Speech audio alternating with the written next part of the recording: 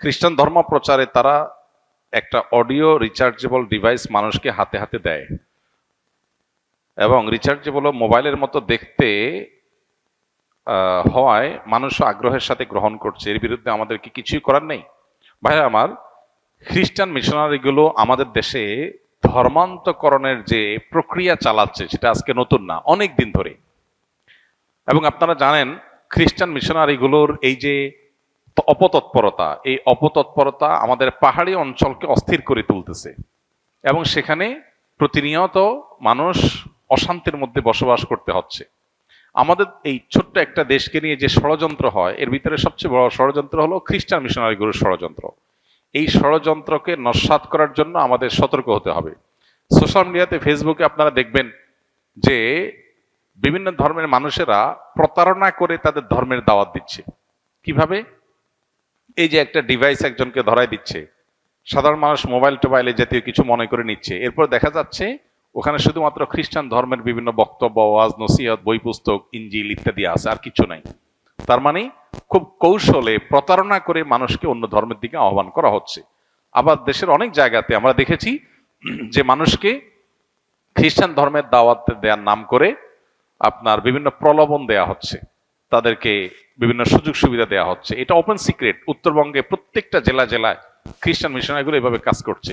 এবং উত্তরবঙ্গে গেলে দেখা যায় তাদের যে পরিমাণ কার্যক্রম, অফিস আদালত, গাড়ি ঘোড়া, তাদের লোকবল যেভাবে কাজ করছে, প্রশাসনের কিছু অসাধু মানুষ সামান্য কিছু ঘুষ পেয়ে তারা অনায়াসে এদেরকে এই অনৈতিক এবং অবৈধ, রাষ্ট্রীয় আইনে যেটা নিষিদ্ধ, প্রলোভন দেখিয়ে ধর্মান্তরিত করার এই কাজটা তারা কিন্তু অহরহ করে যাচ্ছে, যেন দেখার কেউ নাই। ডক্টর আব্দুল্লাহ জাহাঙ্গীর রহমাহুল্লাহ সারা জীবন এ ব্যাপারে মানুষকে সতর্ক করেছেন, জাতিকে সতর্ক করেছেন, এ নিয়ে বহু বই তিনি লিখেছেন, এবং এই কাজ করতে করতেই আল্লাহ তাআলা তাকে দুনিয়া থেকে নিয়েছেন। অতএব আমাদের উচিত হবে সতর্ক থাকা। রাজধানী ঢাকার বেশ কয়েকটা গুরুত্বপূর্ণ জায়গা আছে, যে জায়গাগুলোতে খ্রিস্টান মিশনারিরা এবং কাদিয়ানিরা যে সমস্ত মানুষকে ধর্মান্তরিত করে, তাদেরকে এনে এই সমস্ত জায়গায় রাখা হয় এবং তাদেরকে এস্টাবলিশড করা হয়। আমরা পৃথিবীর অনেক দেশের কথা জানি, ইন্দোনেশিয়া এবং আরো বিভিন্ন দেশের কথা জানি, যে সমস্ত দেশে একসময় খ্রিস্টান মিশনারিগুলো এভাবে ধর্মান্তরিত করার কাজ শুরু করেছে। একটা পর্যায়ে তারা দাঙ্গা বাঁধিয়ে সেখানে দেশের স্বাধীনতার সার্বভৌমত্ব নষ্ট করেছে। অতএব আমাদের দেশকে রক্ষা করার প্রয়োজনে ভিনদেশীদের এই সমস্ত অপতৎপরতা, এই সমস্ত শয়তানি এবং তাদের এই যে প্রলোভন দেখিয়ে মুসলমান গরিবদেরকে খ্রিস্টান বানানোর যে মিশন আছে, এগুলো আমাদেরকে থামাতে হবে। আপনারা সোশ্যাল মিডিয়াতে অনেক পেজ দেখবেন, এই পেজগুলোতে ছল ছাত্রের আশ্রয় নেওয়া হয়। তুমি খ্রিস্টান, সুস্পষ্ট করে বলো আমি খ্রিস্টান ধর্মের দাওয়াত দিচ্ছি। সেটা না করে তুমি বলতেছ আমি ঈসাই ধর্মের দাওয়াত দিচ্ছি। ঈসাই মুসলিম নাম পরিচয় দেয় কি? ঈসাই মুসলিম, তার মানে আমি এক প্রকারের মুসলমান। এটা হলো এক প্রকারের প্রতারণা। তুমি খ্রিস্টান সেটা বলো স্পষ্ট করে, না করে তুমি ছল ছাতুরি করছো সাধারণ এবং সরল মনা মুসলমানদেরকে বিভ্রান্ত করবার জন্য। অতএব এদের ব্যাপারে আমাদের সজাগ থাকতে হবে এবং এদের শয়তানিকে আমাদের থামাতে হবে। প্রশাসনের অসাধু কিছু মানুষজন যারা সামান্য কিছু টাকা পয়সা খেয়ে এদেরকে নির্বিঘ্নে কাজ করার সুযোগ দেয়, এবং এদের বিরুদ্ধাচরণ করলে তাদেরকে বিগত সরকারের আমলে আমরা দেখেছি জেল জুলুম সহ্য করতে হয়েছে। আমাদের অনেক ওলামা একরামকে জেলে যেতে হয়েছে এদের বিরুদ্ধে কাজ করার কারণে। অতএব খ্রিস্টান মিশনারিদের অপতৎপরতা থামানোর জন্য আমাদেরকে কাজ করতে হবে, কথা বলতে হবে, এবং প্রশাসন সংশ্লিষ্ট ভাইদেরকে বলবো আল্লাহকে ভয় করুন। এই মাটির বিরুদ্ধে বিশ্বাসঘাতকতা আপনারা করছেন, যারা খ্রিস্টান মিশনারি সহ বিদেশি মিশনারিগুলোকে, বিভিন্ন অর্গানাইজেশনগুলোকে তাদের ধর্মান্তরিত করার যে কাজ, এই কাজটা আপনারা নির্বিঘ্নে করতে দিচ্ছেন। তৃতীয় লিঙ্গের মানুষজন পুরুষের ন্যায় তাদেরকে মসজিদে এসে জামাতের সহিত নামাজ পড়তে দেখি না। এতে মুসলিম উম্মার দায়বদ্ধতা কি?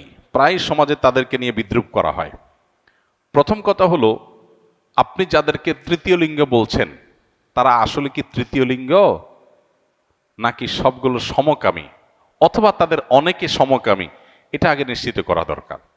কিছু মানুষ আছে যারা আসলেই আল্লাহ তাআলা তাদেরকে সৃষ্টি করেছেন এমন ভাবে যে তাদের নারী বা পুরুষ হওয়ার দিকটা পরিষ্কার না। তিনি পুরুষ হওয়ার পাশাপাশি তার মধ্যে নারীত্বের কোনো সিমটম বা আলামত আছে, অথবা তার বডির স্ট্রাকচারে নারী হওয়ার পাশাপাশি পুরুষের কিছু আলামত আছে, হতে পারে, যাদেরকে আমরা হিজড়া বলি। এই হিজড়া বা তৃতীয় লিঙ্গ, এই মানুষগুলো যদি ফিজিক্যাল টেস্টের মাধ্যমে, মেডিকেল টেস্টের মাধ্যমে তারা যদি তৃতীয় লিঙ্গ বা হিজড়া প্রমাণিত হয়, তাহলে শরিয়ার নীতিমালার আলোকে তাদের ফ্যাসিলিটিস তাদেরকে দিতে হবে। রাষ্ট্র এবং সমাজের সেখানে দায়বদ্ধতা আছে, এবং এক্ষেত্রে তাদেরকে যে কোণঠাসা করে রাখার প্রচেষ্টা সেটা বন্ধ করতে হবে, এতে কোনো সন্দেহ নাই। একজন মানুষ, তিনি গায়ে গোত্রে পুরুষ, হয়তো নারীত্বের কোনো আলামত তার মধ্যে আছে, তাহলে পুরুষের সমস্ত ফ্যাসিলিটিস তিনি পাবেন।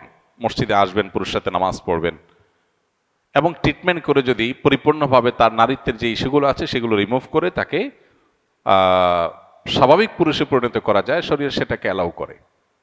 কিন্তু প্রশ্ন হলো, আমাদের সমাজে যাদেরকে আমরা হিজড়া বা তৃতীয় লিঙ্গে বলছি, এদের উল্লেখযোগ্য সংখ্যক মানুষ মূলত হিজড়া বা তৃতীয় লিঙ্গের ভান করেছে, মূলত তাদের মধ্যে অনেক সমকামীরা লুকিয়ে আছে, যেটা আমাদের প্রচলিত আইনে দণ্ডনীয় অপরাধ।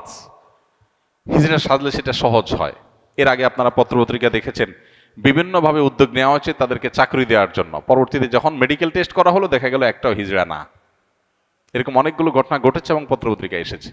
আমি সবাইকে বলছি না, অনেকে আছেন যারা হিজড়া, কিন্তু অনেককে ধরে ধরে হিজড়া বানানো হচ্ছে, অনেকে হিজড়া সাজতেছে। মেয়েদের মধ্যে ঢুকার জন্য হিজড়া সাজতেছে পুরুষ হয়ে, আবার ছেলে হয়ে মেয়েদের মধ্যে ঢুকার জন্য তিনি মহিলা হিজড়া, মহিলা টাইপের হিজড়া সাজতেছেন। তো এই জিনিসগুলো নতুন না, এই জিনিসগুলো অনেক পুরাতন। মেডিকেল টেস্টের এই সিস্টেমটা তুলে দেওয়ার জন্য সরকারের একটা অথরিটি আরেকটা অথরিটিকে চিঠি দিয়েছে এবং চেষ্টা করেছে, এটাও এদেশে ঘটেছে। দুর্ভাগ্যজনক, মেডিকেল টেস্টের মাধ্যমে তারা নিজেদেরকে হিজড়া প্রমাণ করার পর তাদের অধিকারগুলো দিতে সমস্যা কোথায়? কিন্তু না, মেডিকেল টেস্ট করতে দিবে না, কারণ মেডিকেল টেস্ট করলে গোমর ধরা পড়ে যাবে যে সমকামীরা এই লেবাস ধারণ করে অনেক সময় তাদের সমকামিতাকে প্রতিষ্ঠিত করছে, চালাচ্ছে।